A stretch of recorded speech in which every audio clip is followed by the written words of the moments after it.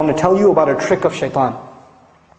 When you go late to work and your boss is angry at you because you're late, and lots of people work at your office, you know what you do? You avoid eye contact and sneak into your cubicle. You don't want to sit, you don't want to face him. When you have a bad report card and you go home to your family, you're in 6th, 7th grade, you got a bad report card, you sneak into the house. There's no Assalamu alaikum, I'm home. You sneak in and you kind of go and you pass out, you go to sleep. Right? What happened in school? Nothing. When you disappoint someone, you avoid contact with them. You avoid, it's natural. In this case, when we do something shameless, when we wrong ourselves, who have we disappointed? Allah Azza wa Jal.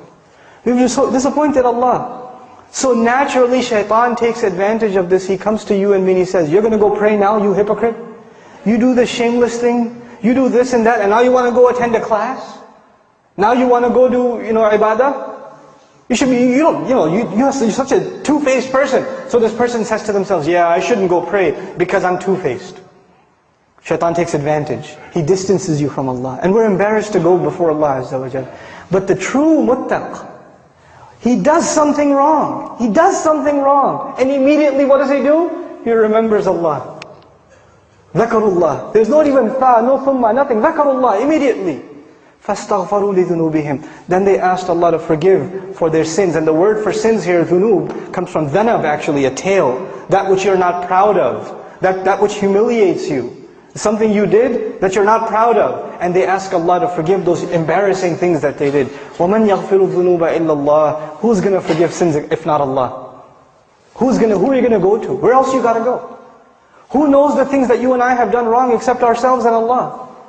There's a lot of things in our closet that Allah has not exposed.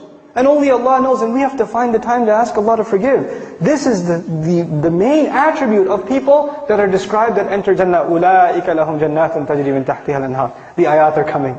The sandwich between mentions of Jannah. And the last thing I share with you about this final passage, one time I was with my family, and we were at a mall. And this other mom, her child, she was yelling at her child.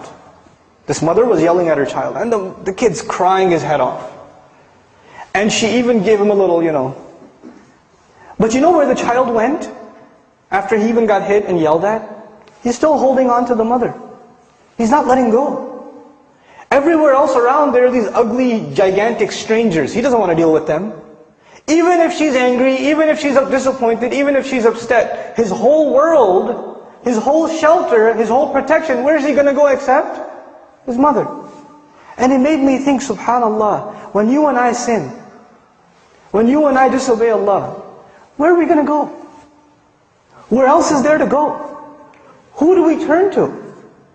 We don't have anywhere else to turn. So even if we disappoint our Lord, even if we fall short of the standards He set for us, the true muttaq, the hopeful of Jannah, he never loses hope in Allah. لا تقنطوا من رحمة الله. Don't lose hope in the mercy of Allah. You're not allowed to lose hope in the mercy of Allah. This is the attitude we have to internalize.